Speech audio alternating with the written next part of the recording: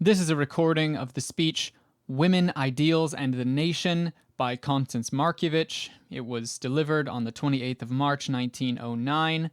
I'm reading it on the website speakingwhilefemale.co, though the speech transcript is hosted on many more websites than just this one.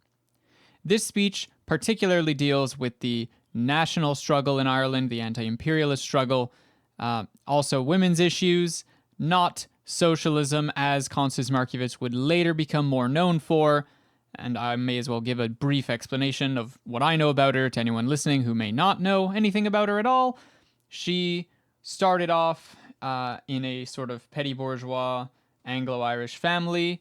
She later became known as Countess Markievicz because she married to a Polish man who claimed to be Count Markievicz, though that there's a little something uncertain there.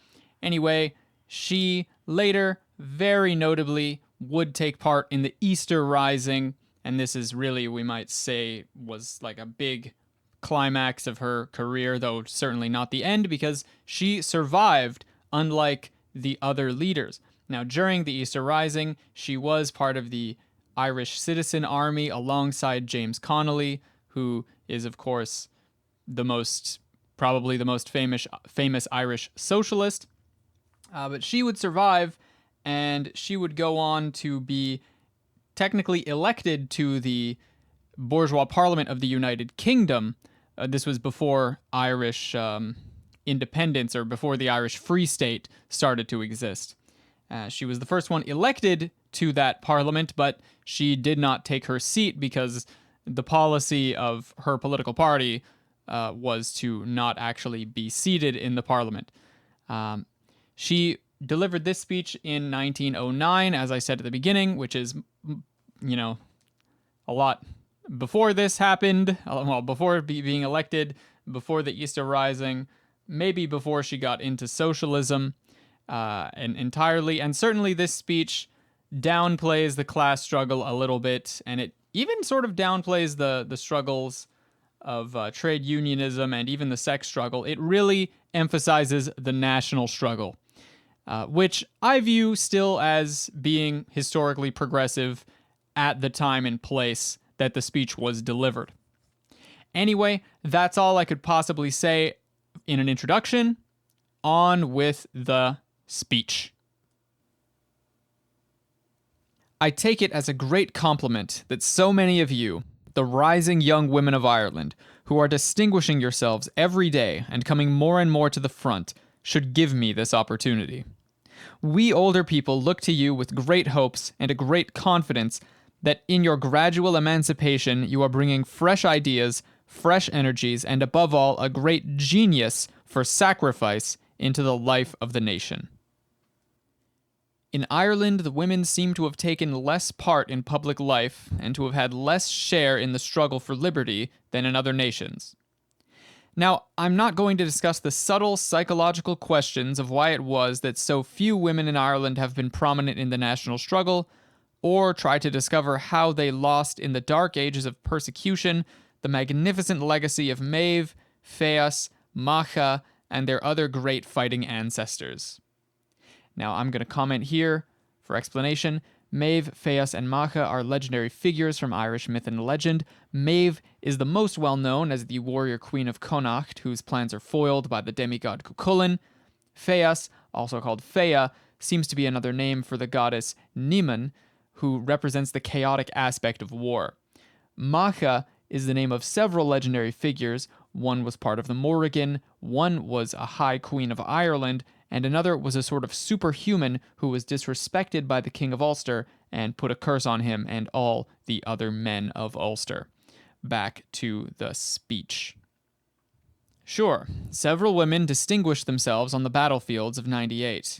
And we have the women of the Nation newspaper, of the Ladies' Land League, also in our day the few women who have worked their hardest in the Sinn Féin movement and in the Gaelic League, and we have the women who won a battle for Ireland by preventing a wobbly corporation from presenting King Edward of England with a loyal address. But for the most part, our women, though sincere, steadfast nationalists at heart, have been content to remain quietly at home and leave all the fighting and the striving to the men. Lately, things seem to be changing. So now again, a strong tide of liberty seems to be coming towards us, swelling and growing and carrying before it all the outposts that hold women enslaved and bearing them triumphantly into the life of the nation to which they belong. We are in a very difficult position here, as so many unionist women would fain have us work together with them for the emancipation of their sex and votes, obviously to send a member to Westminster. And here's another comment from me. Fain is an old word that means gladly or willingly. I didn't know this until I read this text. Back to the speech. But I would ask every nationalist woman to pause before she joined a suffrage society or franchise league that did not include in their program the freedom of their nation. A free Ireland with no sex disabilities in her constitution should be the motto of all nationalist women, and a grand motto it is. Women, from having till very recently stood so far removed from all politics, should be able to formulate a much clearer and more incisive view of the political situation than men. For a man, from the time he is a mere lad, is more or less in touch with politics, and has usually the label of some party attached to him long before he properly understands what it really means. Now, here is a chance for our women. Let them remind their men that their first duty is to examine any legislation proposed not from a party point of view, not from the point of view of a sex, a trade, or a class, but simply and only from the standpoint of their nation. Let them learn to be statesmen and not merely politicians. Let them consider how their action with regard to it may help or hinder their national struggle for independence and nothing else, and then let them act accordingly. I want to comment here. Notice that she states that the national struggle should be the first priority and not the class struggle. To a Marxist, this might raise some alarm bells, but since Ireland was at the time exploited at the national level, I'd say that this view was historically progressive when and where she said it, or expressed it. Anyway, back to the speech. Fix your mind on the ideal of Ireland free, with her women enjoying the full rights of citizenship in their own nation, and no one will be able to sidetrack you, and so make use of you to use up the energies of the nation in obtaining all sorts of concessions. Concessions, too, that for the most part were coming in the natural course of evolution, and were perhaps just hastened a few years by the fierce agitations to obtain them.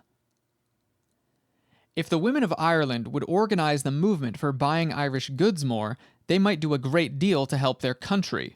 If they would make it the fashion to dress in Irish clothes, feed on Irish food, in fact, in this, as in everything, live really Irish lives, they would be doing something great. And don't let our clever Irish colleens rest content with doing this individually, but let them go out and speak publicly about it. Form leagues, of which no English goods is the war cry. I dare say you will think this all very obvious and very dull, but patriotism and nationalism and all great things are made up of much that is obvious and dull, and much that in the beginning is small, but that will be found to lead out into fields that are broader and full of interest.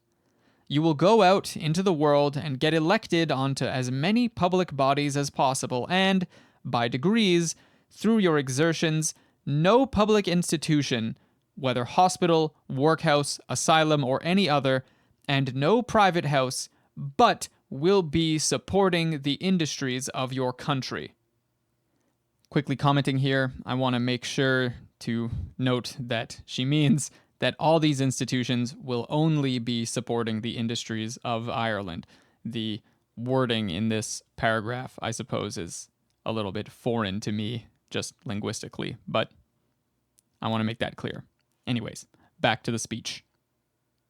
Tommy Moore, the popular poet of his day and also many days later, has set Ireland a very low idea of woman to worship.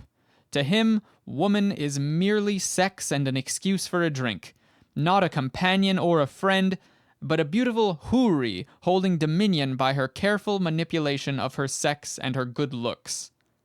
And I want to comment here, A Huri is a heavenly being that exists in the Muslim afterlife. This is something I hadn't known until I read the text. Back to the speech. The better ideal for women who, whether they like it or not, are living in a work-a-day world would be, if you want to walk around Ireland or any other country, dress suitably in short skirts and strong boots, leave your jewels and gold wands in the bank, and buy a revolver. Don't trust your feminine charm and your capacity for getting on the soft side of men, but take up your responsibilities and be prepared to go your own way, depending for safety on your own courage, your own truth, and your own common sense, and not on the problematic chivalry of the men you may meet on the way. A consciousness of their own dignity and worth should be encouraged in women. They should be urged to get away from wrong ideals and false standards of womanhood, to escape from their domestic ruts, their feminine pens.